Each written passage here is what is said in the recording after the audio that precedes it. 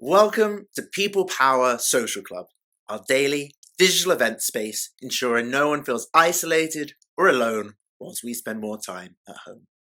In this part 2, Dr. Alison Cooke returns to talk on energy and climate change and how the challenge is being addressed at the UN level. Hello and welcome to my talk on climate change and the UN, the United Nations. This is a talk which is part 2 of an overall talk that I give on energy, climate change and the United Nations. So that includes energy. Part 1 of the talk can be found on the People Power website. But if you have to rush off to lunch or somewhere else, the overarching aim of this talk is to say climate change and the UN are meeting every year on our behalf to discuss climate change, and our future is in their hands. So even if you don't hear about it on the media, rest assured that they are working for our good, and if you are worried about your future, then it might be a good idea to link into what they are doing.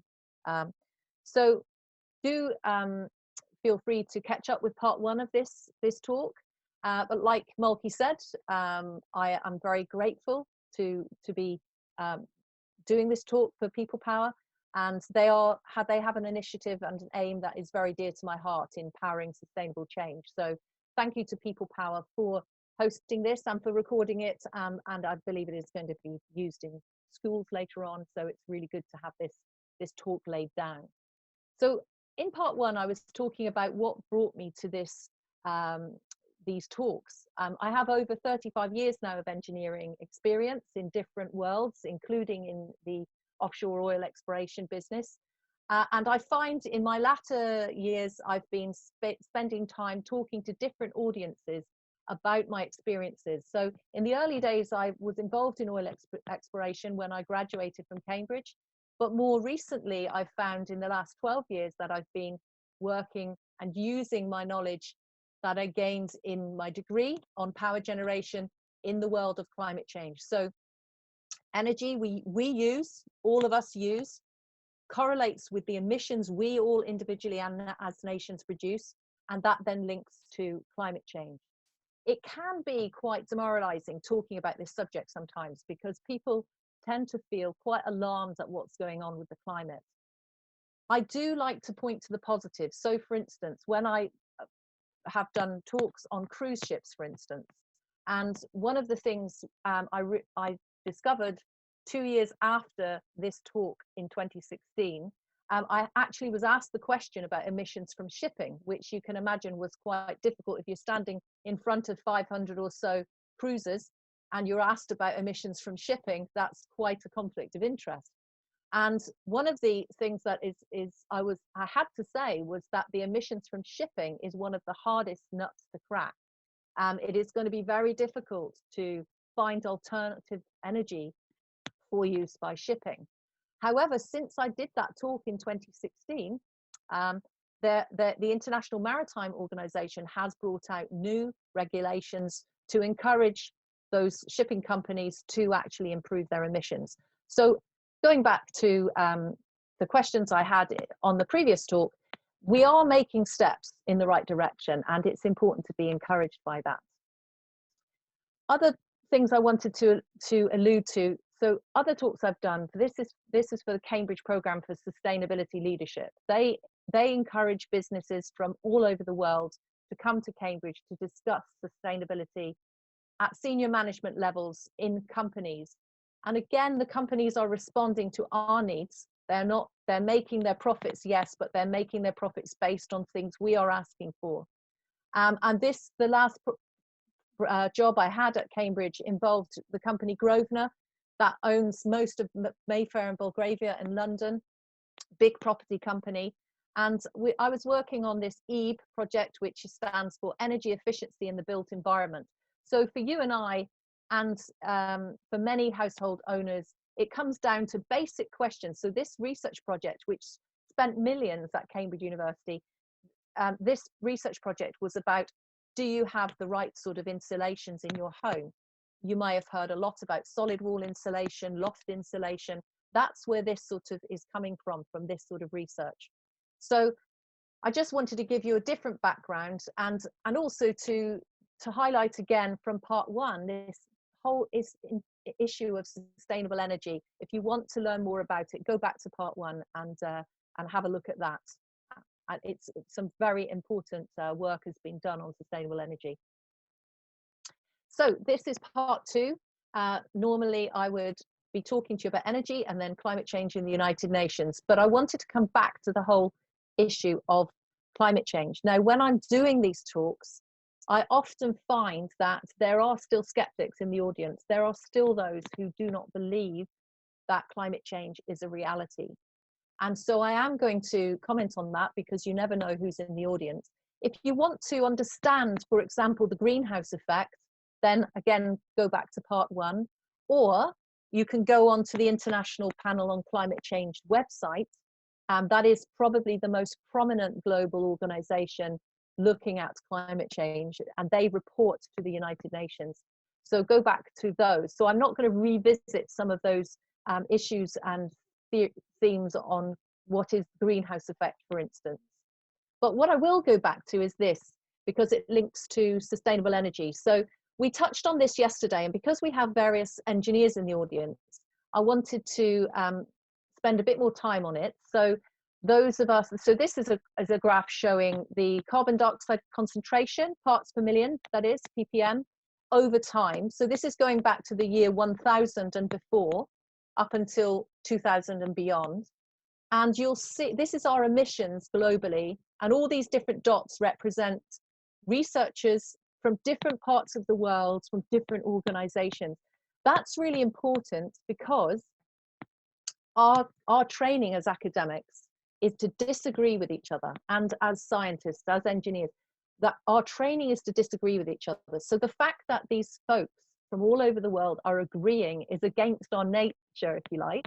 That's not our job. Our job is to peer review and critique. So the fact that this is such strong agreement is data, that fact that we would almost say is fact, 100% fact.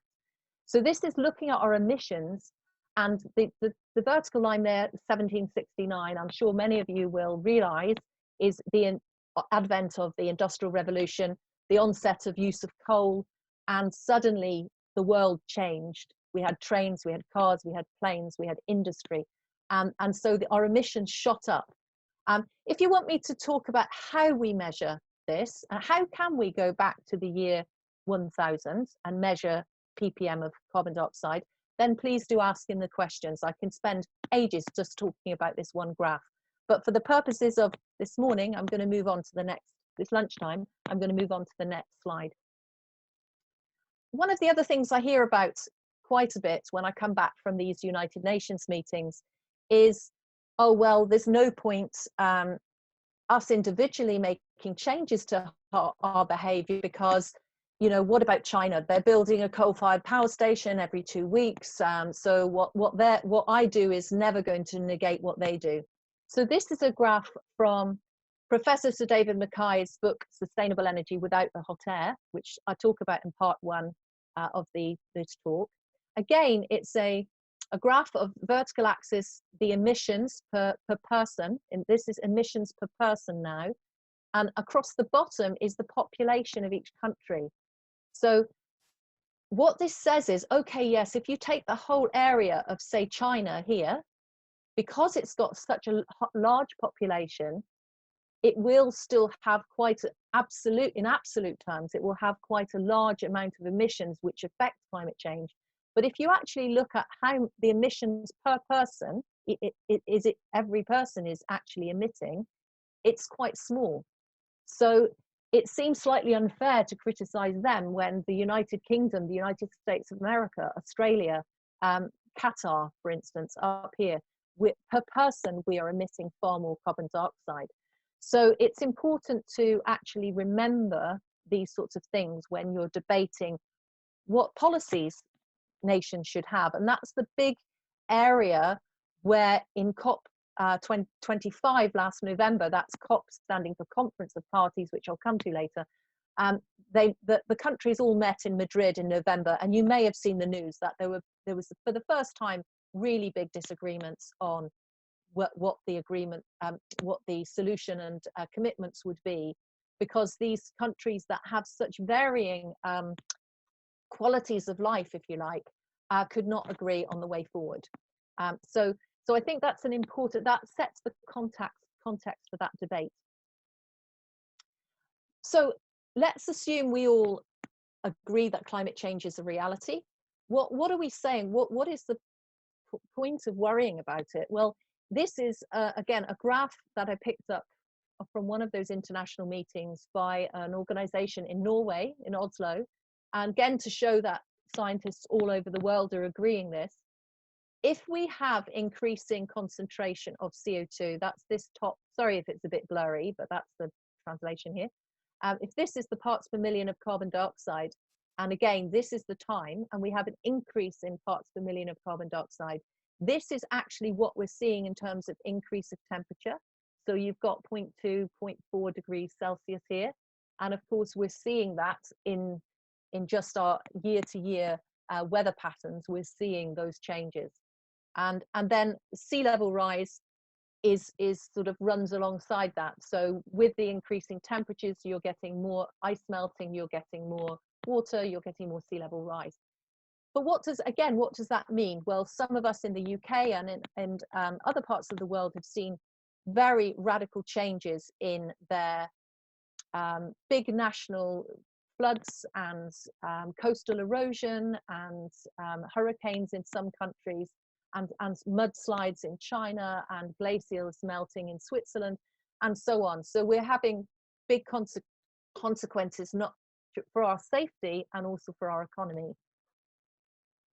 But actually, again, from this Norwegian research organization, it's not only the immediate primary effects of the climate change parameters that we have to consider. It's the secondary effects. So for instance, if you take this graph, which is showing what's the potential damage to humans on the vertical axis here, versus on the x-axis seeing a temperature rise of say 2 degrees, where are going to be the biggest dangers?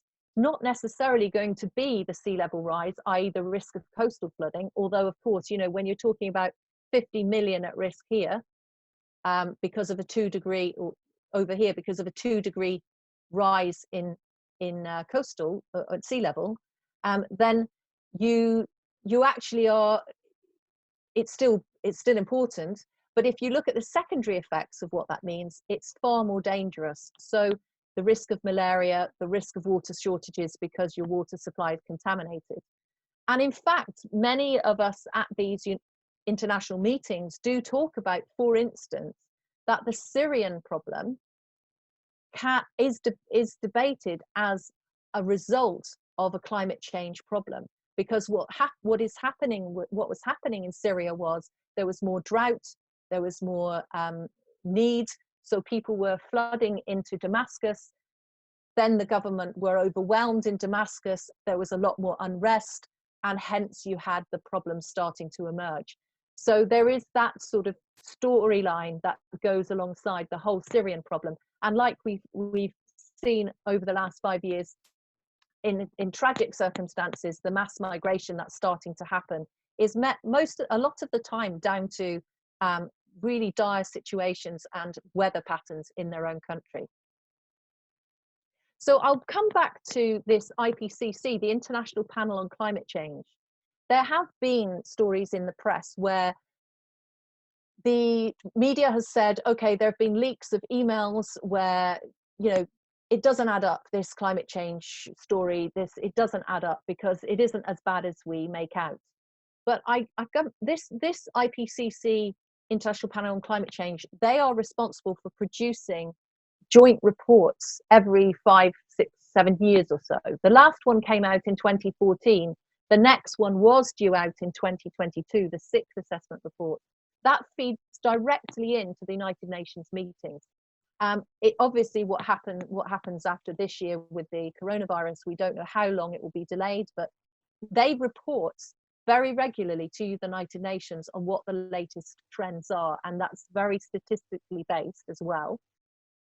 It will involve perhaps 70 authors, the one report, across 29 or so countries. So it's a big international initiative. And this is just one graph from that 2014 report. I would recommend that you go and have a look at it. You can easily find it online if you type in those keywords.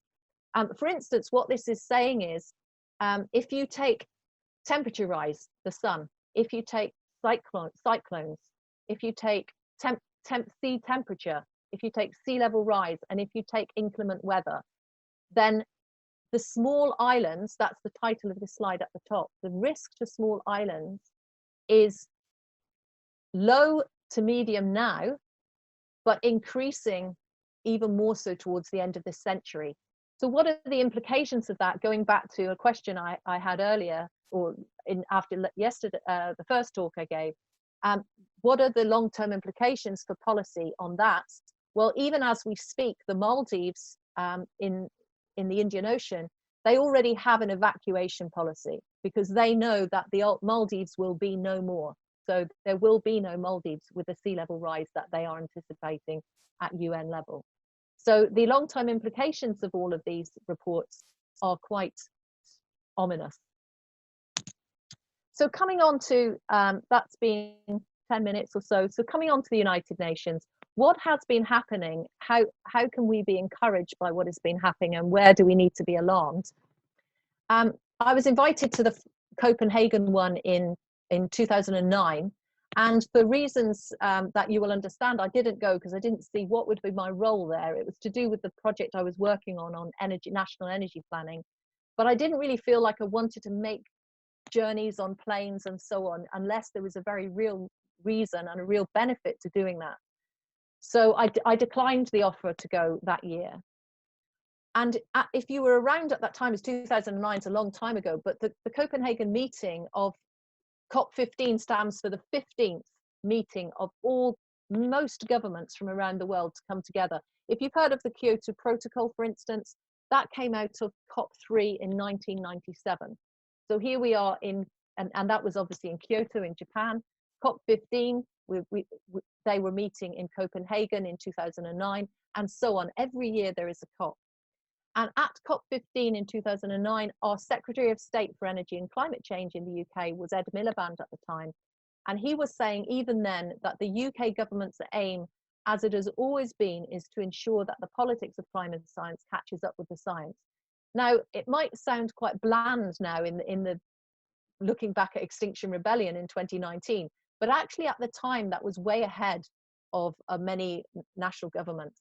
And it was quite encouraging to hear a politician stand up and say, we're behind and we need to catch up. And whatever you read in the media or hear in the media, after almost every United Nations meeting, there is always agreement, which I always find astounding.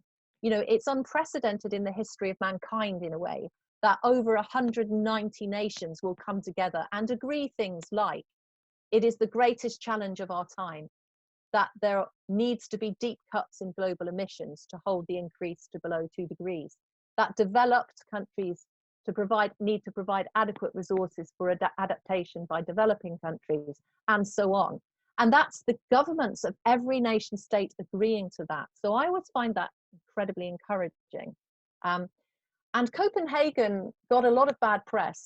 And one of the reasons why was because I spoke to a journalist the following year at the COP16 in Mexico, and he said that there were so many people unexpectedly descended on Copenhagen for that meeting in 2009 that the city was overwhelmed, and the journalists were basically cross. He said they were really cross and they were very negative from day one, and it set the whole tone for that conference. But obviously the big debate well, not obviously, but the big problem with that conference was that it was the one where they all realized that the targets set by the Kyoto Protocol were not going to be met. So I basically put this picture up. Those people who are maybe well traveled might recognize it. It's the southern side of the Gulf of Mexico. You may have heard of the Gulf of Mexico after the BP environmental disaster a few years ago.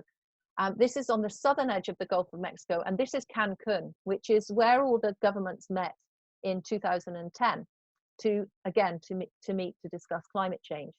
And the reason I put that aerial photo is this is the whole stretch of hotels where all the tourists come, and the politicians and all the non-governmental observers like myself all met south, this way, south. So this is north, this is south. And the day after, I took this picture outside my hotel. So that, if you like, is looking along from south to north. So up here is north, and I'm standing down here looking northwards. And I took that on the day that we heard from the climate scientists inside the United Nations that there was going to be a much increased frequency of hurricanes off the Gulf of Mexico. And indeed, since then, you will have seen so many hit the eastern board of America, i.e. the hurricanes that hit Florida regularly, North South Carolina regularly. And what the scientists were saying was essentially, because there is a seawater lagoon, which I didn't point out, but from that picture before, there is a seawater lagoon just inside over the other side of this building here.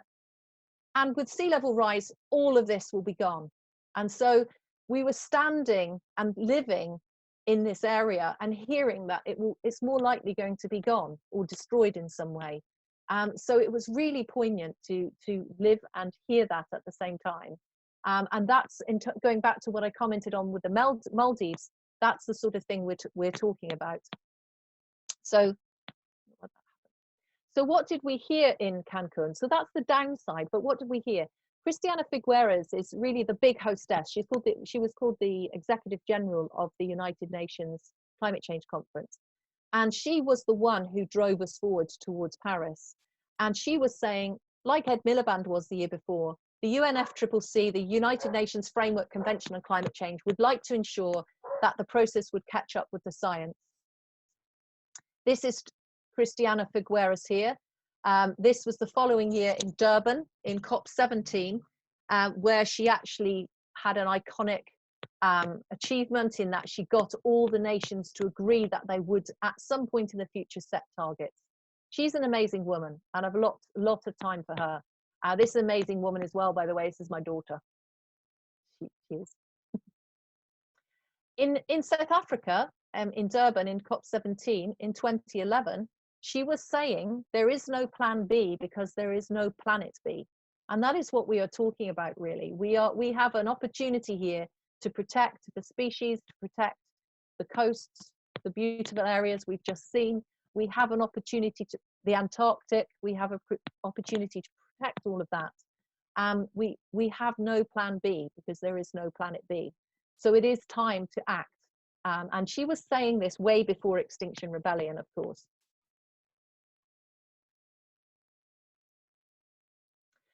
Outcomes, as I said before, there are always outcomes from these meetings, and they are always pretty much positive until last year. Some of the selected outcomes from South Africa in 2011 was that they launched the Green Climate Fund. So that is money from our taxes, you and I, that will go up to our governments and will go from our national governments to the UN to produce a green climate fund, which will help the developing countries to be more sustainable than we were when we were developing and developing our economies. And like I said, she had the iconic milestone where they agreed to form a legally binding agreement on emissions cuts by 2015. This is an interview I did, and Bernie kindly said he could clip this maybe to the end of the talk, but I don't want to show it now because it will take too much time up. But you know, you can revisit that at a later date. So coming forwards a few more years to 2015 and COP21, this thankfully got a lot more coverage. The Paris Agreement, the Paris meeting was the meeting, I call it the coming of age meeting, COP21, because it's the coming of age.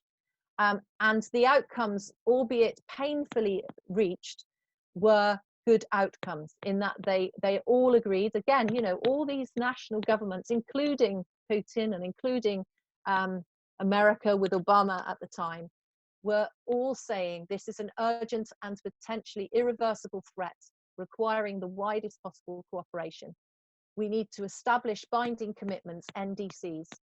We need to have mitigation pledges and so on, enhance our provision of resources for developing countries, and we need to report back every 5 years. So that was COP21 in 2015. Lo and behold, 2020 this year was going to be held in Glasgow in the UK, where we were going to report back and see where we'd got to in terms of establishing these binding commitments, these NDCs, these national development commitments. I'd just like to pop back to what does this mean for us as a country? So again, what I've been saying before is we do lead the way. For instance, we have this really good calculator, the 2050 calculator, which you can all go and have a play with. So it's developed with taxpayers' money, our money, and it's where you can have a play with an online tool to look at what are our energy demands as people and what are the energy supplies, whether it's wind or whether it's nuclear or whether it's coal-fired or whatever. How are we going to achieve the emissions that we want to achieve? Since I first went to the meetings at the United Nations, Theresa May obviously brought our target down from 80% in the UK by 2050, so a reduction of 80% down to a net zero target, which is quite leading the way. There are not many countries that have done that. I've worked quite closely with the Danish Society of Engineers, and that's how I got involved in this work in the first place. They are always way ahead of the game in terms of their national energy plan. They can see 100% renewable future, which is not something at the moment that we can see. Renewable energy, 100% renewable energy future. And one of the things I wanted to pick up on from the first part of the talk is, this is how the calculator will look if you have a play. So this, if you like, is our energy demand. This is the energy that is supplied. And this is the emissions. So if you play by moving these numbers and tapping on this when you go on the tool, you'll play with our energy demand, you can play with our energy supply, and you'll see what you can do to the emissions. When I was in Paris, I went to an event hosted by the UK government and Whitehall, where they got the public to have a play in a seminar, and the only silver bullet that would get our emissions down to, at the time, 80% reduction, the only silver bullet, when you look at domestic transport or you look at home insulation, whatever you take, the only silver bullet was if every person in the country became vegetarian. And that is why there is this big movement at the moment about eating less meat, because the reduction in emissions from the cattle, for instance, and our livestock will seriously reduce if we reduce our meat intake. So coming to the end now of this talk, because we've reached our 25 minutes, this is me talking now and just a little old me, but I absolutely believe that COP26, whenever it happens now, obviously it's been postponed because of the coronavirus, but it probably will happen in Glasgow in 2021, we hope. But it is one of the most important meetings. It's another milestone meeting of the United Nations, because the governments last year in Madrid did not reach any agreement. So there was not an agreement at all on these national determined commitments. So we need to really do this, because if we don't do this, and we're all fighting constantly over who's going to have the biggest reduction and where we're going to see that reduction, then we're not going to actually rise to the climate change challenge. But to finish on a positive note, Laurent Fabius, who was the host in Paris, so he was the main person responsible for hosting the event, quoted Nelson Mandela when he closed the whole meeting, again, with about 25,000 people at the event in total. And he quoted Mandela and said, it always seems impossible until it is done. None of us acting alone can achieve success. So I will just stop there, ask you to join this initiative, to do what you can to rise to the challenge of climate change. And just I'll happily take any questions now. Stay safe, stay busy, and tell us a cool story next time we see you.